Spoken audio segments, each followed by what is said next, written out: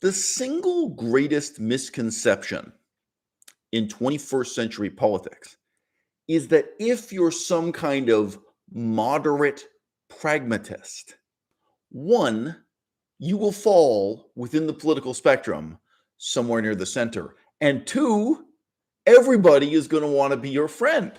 Oh, if you're a moderate pragmatist, right? You're the life of the party and you don't get kicked out of any parties. Nothing could be further from the truth. In the United States of America in the year 2023, if you are a moderate pragmatist, that means you are perceived as right wing within the Democrat Party. That means you're hated and reviled by the vast majority of people who actually show up at Democrat Party events. And it would mean you'd be on the left wing of the Republican Party. And implicit in what I've just said to you, it means you got a choice. You got a choice between two parties to join. And you have to start thinking about where you can make the most difference. Really, really short story. I was at a cocktail party not too long ago at which there were absolutely zero cocktails served. I can assure you. It's not just that I wasn't drinking. There were no cocktails at this cocktail party.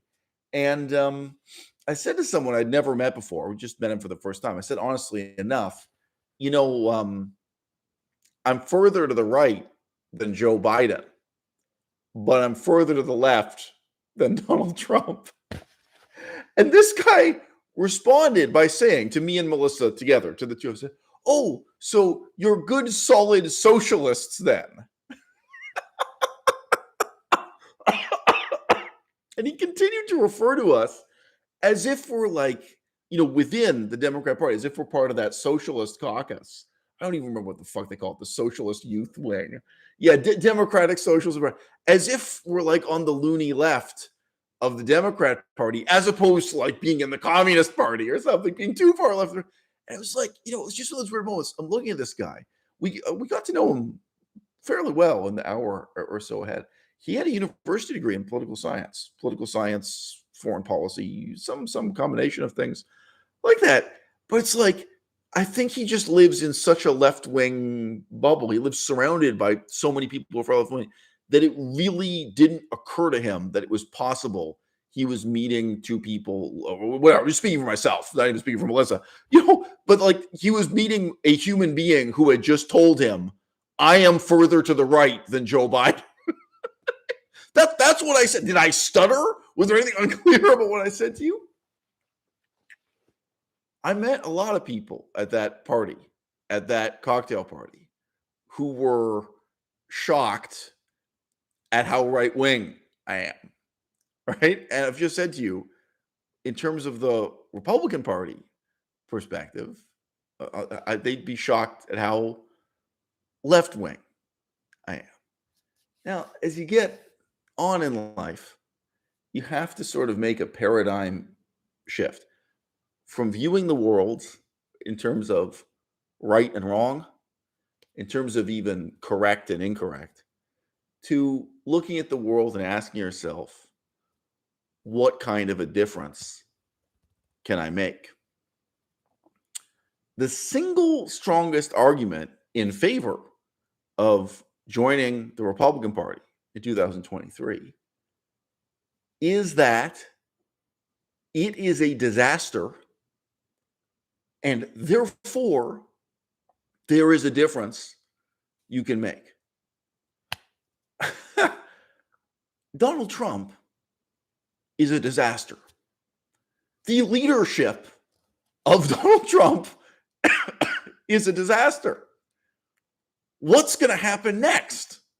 What direction is the Republican Party going to move in when inexorably and inevitably the leadership of Donald Trump comes to an end? Nobody knows. Nobody knows what's going to happen next. And you could be one of the voices that in some way influences or guides, the questions that are being asked and the answers that are being come up and the direction the Republican Party is going to move into. Right now, there is a kind of stifling stasis in the Democrat Party. Everyone knows exactly what Joe Biden represents. Everyone knows exactly what sort of the mainstream of the Democrat Party represents.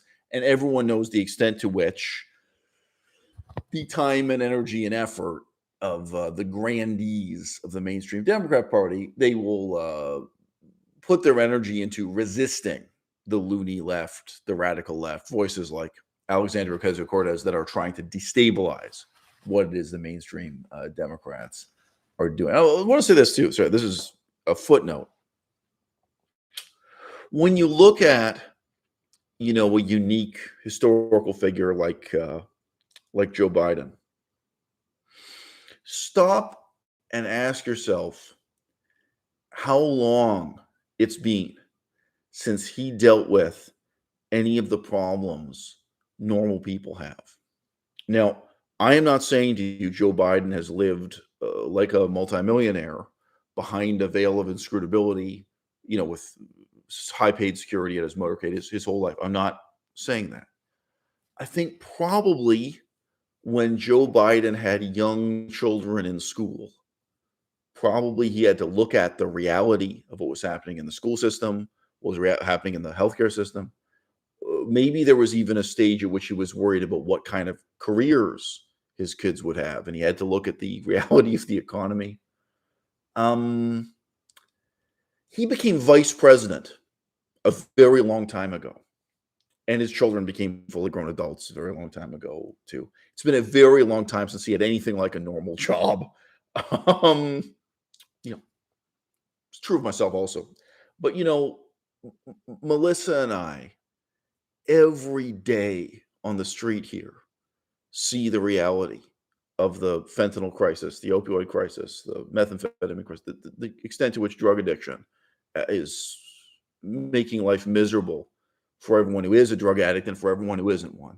I know this is going to sound like maudlin right-wing jargon, but we see the reality of the decay in the quality of law and order over the last several years. We see that every day.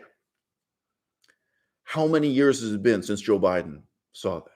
And I'm not saying this to vilify the guy, but I would say at least since the day he became vice president, long before the start of his presidency, he has had no contact with just the day-to-day on the street reality of what it is like to have a day in which let's say you go to the bank and you get out a certain amount of cash, and then you go to the post office and the grocery store. Like, you just have a series of errands. And at every stage, you are looking over your shoulder and carefully circumambulating, tents full of drug addicts, people in different states of undress and freaking out and so on the sidewalk. I don't think he knows. We've even had some really terrifying moments descending into and emerging out of a subway. When was the last time Joe Biden took the subway in any city, anywhere in the world? The extent to which he's out of touch with normal reality that way. Now, don't worry, I won't go on and on about this. How could Joe Biden know what's going on in the healthcare system? I mean, if he was a tremendously virtuous, self-disciplined person, he could be in an academic way studying this. I studied how the healthcare system worked in Laos, Cambodia, Thailand, communist China, Taiwan, Japan. I was interested in that. I did research. But if you weren't actively researching, you're not going to get any kind of jarring reminder in the life of Joe Biden. How much contact do you think he has with the reality of what's been going on in police departments since the year 2020? Something not so long ago. And then to take a step beyond that, you think about the education system. It's very easy to talk about it in abstractions. You think Joe Biden has any idea what's wrong with, what needs to be fixed about university level education? An issue he's been involved with and gone to bat on. Now, again, Joe Biden is one unique figure. He's one unique historical personality. And the American political system is not supposed to be a monarchy, but it is. It's an electoral monarchy. You elect someone who is a monarch for 4 or 8 years. It's impossible to exaggerate how much of the power, initiative, planning, and so on is put in the hands of just one man in the American system as it exists in it and it operates today. But I would just say to you, when you look at the Senate, and the Senate in the United States system is much more powerful than Congress. When you look at the Senate, person by person, I have a great fondness for some of those guys. There's several Republican senators I really enjoy listening to. Genuinely, I do also enjoy hearing some of the congressional hearings where you get cross-examination of and debate of different issues. There are different aspects of the American system I appreciate, perhaps as nothing more than political theater. When you look at those senators, you can ask the same question. How many years has it been since this guy rode the subway? How many years has it been since he faced up to or looked at the reality of what's wrong with what I like to term, how long has it been since they dealt with the Bernie Sanders issues, with the problems in society that Bernie Sanders drew such attention to? If you don't know, Bernie Sanders supported building the wall. So did Hillary Clinton. Irony of ironies. Bernie Sanders was a get tough on illegal immigration guy. He never said the words specifically that he supported building the wall, but with very careful wording, he made it clear he's in favor of legal immigration, but against illegal immigration. Okay. If you're ever trying to understand politics in a foreign country that you've had no prior familiarity with, it's a foreign culture, foreign country, foreign context. One of the questions to really challenge yourself with as you're getting your bearings, as you're getting familiar with that country, is what type of person, what type of personality, and even what types of profession are associated with each of the political parties.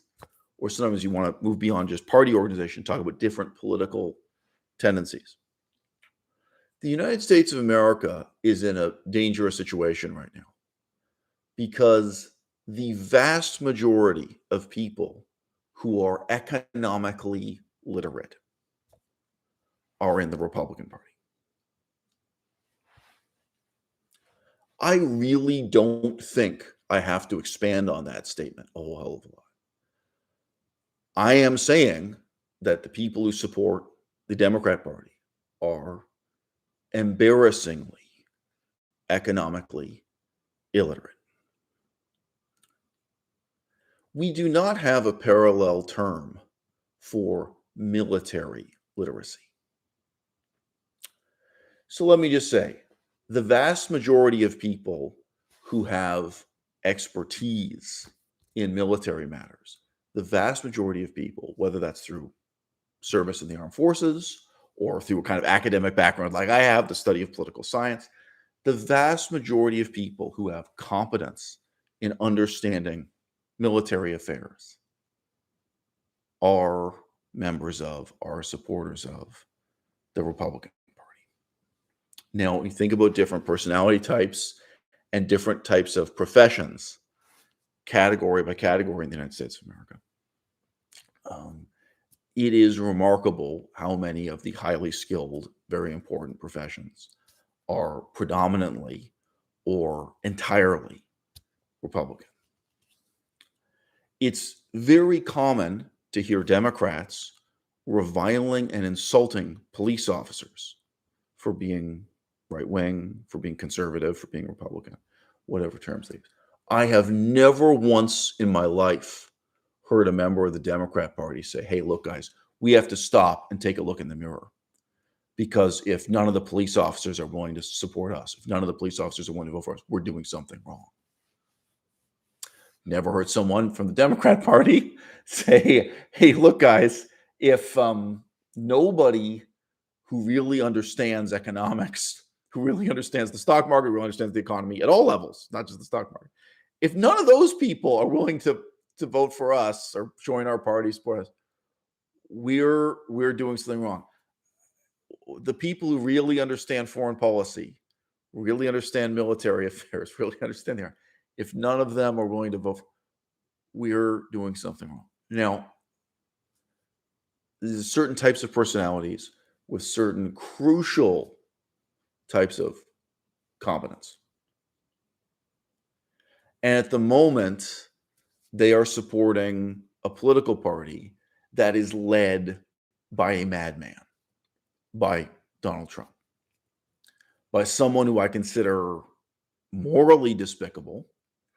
And I think it's fair to attribute a certain textbook definition of insanity to Donald Trump.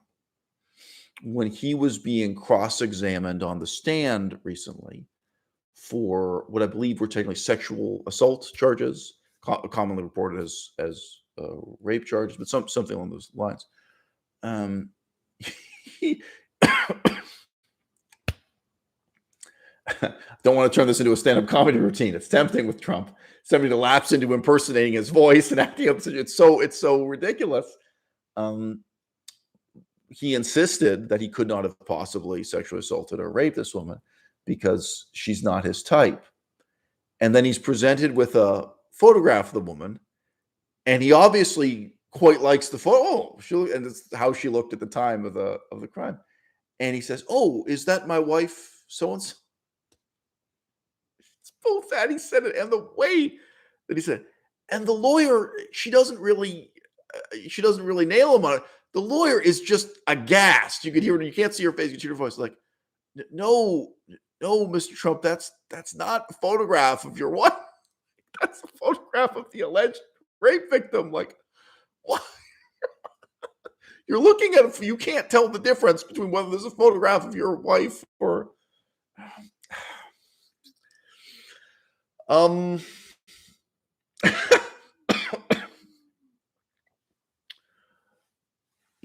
If you were looking at a country that's truly foreign, we have no familiarity at all.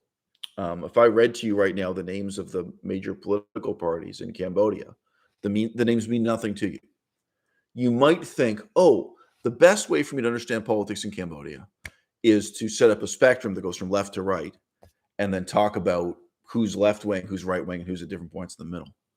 Japan actually is another good example. So Japan, the actual names of the political parties in Japan are genuinely dizzying. They're genuinely it's very hard to just get familiar with each of the parties and what they represent.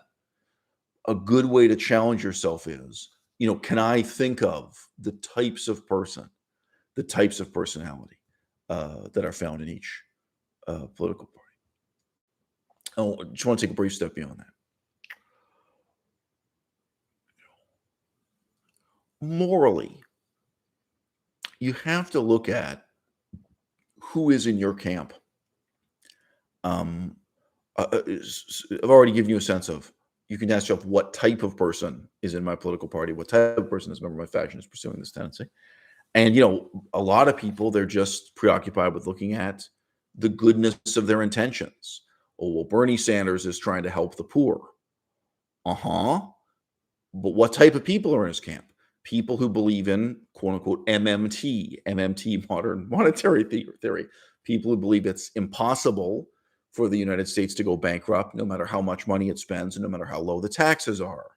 And this is at a time when the United States is teetering on the edge of bankruptcy, more indebted, problems with spending are greater than they have been at any time since World War II. Or very simply, they're the worst they've ever been in the history of the United States of America. You are really now heading into a Japan-like era of the government teetering on the bridge of teetering on the brink of bankruptcy, even though in many ways the economy is actually doing well.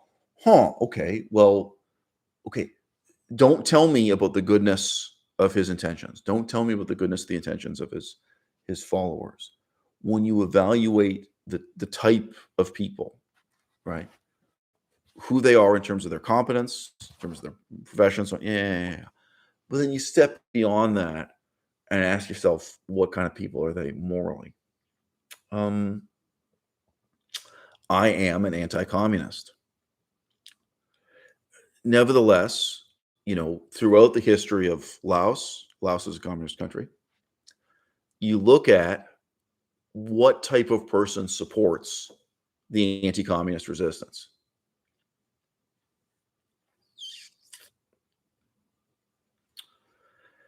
And they're basically drug dealers. They're people who have been deeply involved in international heroin trafficking in a continuous tradition going back to the French Empire. They're people who are involved in terrorism, terrorist plots, bombings. They are people who are, or they've tried to be to some extent involved with the CIA, before that with French intelligence, so on and so forth. You have to look at that and say, well, I'm an anti-communist. I want this country to make a transition to democracy. This is what I want. I can think about the purity of my intentions. I can think about the utopia I'd like to create. I can think about my objectives. But what happens when you actually look at who am I sitting down at the table with? What is my political party? Who am I eating lunch with? And are these people I would trust with my money? Are these people you're willing to go to prison with? And it gets very worrying indeed.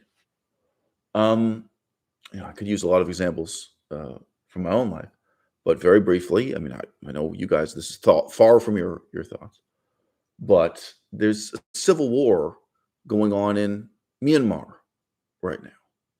So I'm pro-democracy. Probably nobody in my audience wants to support the military dictatorship in Laos. This is not even a question of democracy versus communism. It's just democracy versus a completely cynical, corrupt military dictatorship. Well, probably preaching to the converted here. So you guys all support democracy. Have you ever stopped and thought about, though, what kind of people you would be working with? What kind of people you would be arming? What kind of people you'd be risking your life with? What kind of people you'd be eating lunch with if you got involved with the pro-democracy movement in Myanmar? It gets scary. It gets scary quick. Pretty soon you're looking around and you realize that just morally, you're dealing with absolutely terrible people. This doesn't discredit democracy. By the way, the people who support Bernie Sanders don't discredit the idea of helping the poor or providing health care for the poor or improving access to education for the poor. They don't discredit any of those ideas. But you have to recognize these are bad people. And even if they have ostensibly good motivations or ostensibly good objectives, the type of people, both in terms of their competence and in terms of their moral character, this is going to tell you more about what the actual outcomes are going to be. Okay. If you had a choice of being perceived as right-wing within the Democrat Party or being perceived as left-wing within the Republican Party. So right now, 2023, if you join the Republican Party, that means you're in the position of saying, just like I said at the start of this video, look, I'm further to the right than Joe Biden, but I'm further to the left than Donald Trump. You can say that to everybody you meet at a Republican conference, and a lot of them would know where you stand right away. They might say, oh, okay, you're a never Trumper, whatever term they use. You're some kind of Republican who's opposed to Donald Trump, but there are other serious issues you support the Republican Party on, maybe including drug addiction, that you actually want drugs to be illegal. Could make a list here of what the issues might be that you have in common with Republican Party politics. Most of you will be thinking, where would I feel comfortable? Where would I feel at home? And that's not the question you should ask yourself in politics. Politics is all about getting uncomfortable. It's about making yourself uncomfortable. It's about making other people uncomfortable. I think one of the greatest compliments you could give this YouTube channel is that it makes you uncomfortable. I think several million people have been made uncomfortable by the political questions raised in this YouTube channel over the years. And I'm proud of that. The question you have to ask yourself is, where can I make a difference? Where can I actually change the fate of nations, the fate of just one city, the fate of just one town. And inevitably, I mean, this is actually an interesting parallel between, say, humanitarian work and formal party politics. The place where you can make the greatest difference with the least resources is always going to be the place with the greatest instability and the greatest degree of danger, the greatest degree of risk to yourself. The Republican Party right now is already asking itself, what the hell is the meaning in the purpose and the direction of the Republican Party? After Donald Trump is finally discredited, after his time in power ends, a whole lot of people are going to have to step forth with ready-made answers to that question. What now? What next? What does the Republican Party mean for the next 5 years, 10 years, or what have you? And you can be a part of that process, part of that debate. How many $1 million would you have to spend to shift the Democrat Party from where it is at now on any given issue, to shift the Democrat Party out of its complacency, to move 1 inch this way, 1 inch that, to get them to be even willing to listen to a new idea? The Republican Party is desperate for new ideas. It's desperate for new directions. And I think at every level, whether it's like your local town, your local city, your local mayor, your local state, if you can put yourself at that table, then for the cost of eating dinner, you can be a part of those discussions. You can be a part of asking those questions and coming up with new directions. Now, I want to close this video by asking you a very simple question. And guys, I just want to point out, I realize that the stakes are high.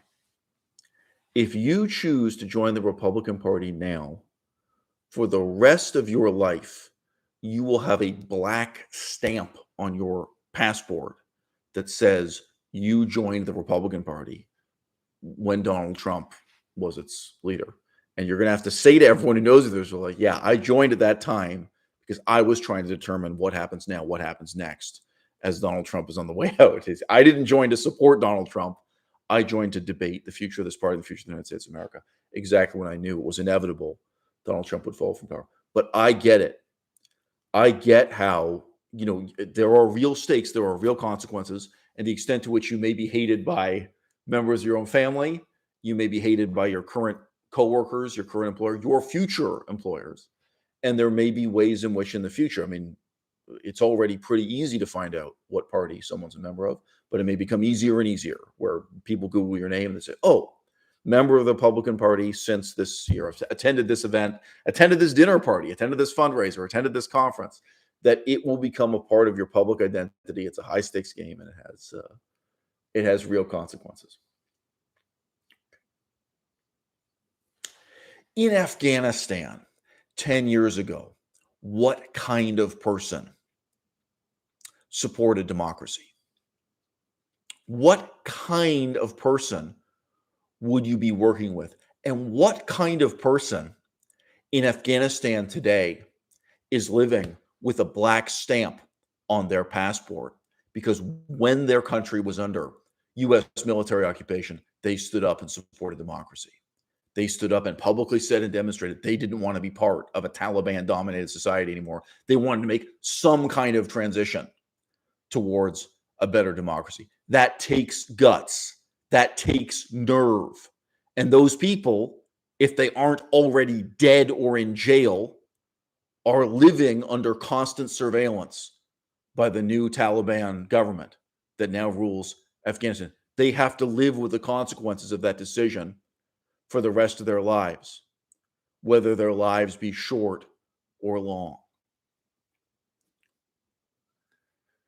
The United States lost the war in Afghanistan. because in a sense they were fighting the wrong war. They weren't fighting for a kind of cultural change, a cultural change that would make the future of democracy in that context viable and possible. And I'm saying something closely parallel to you here also.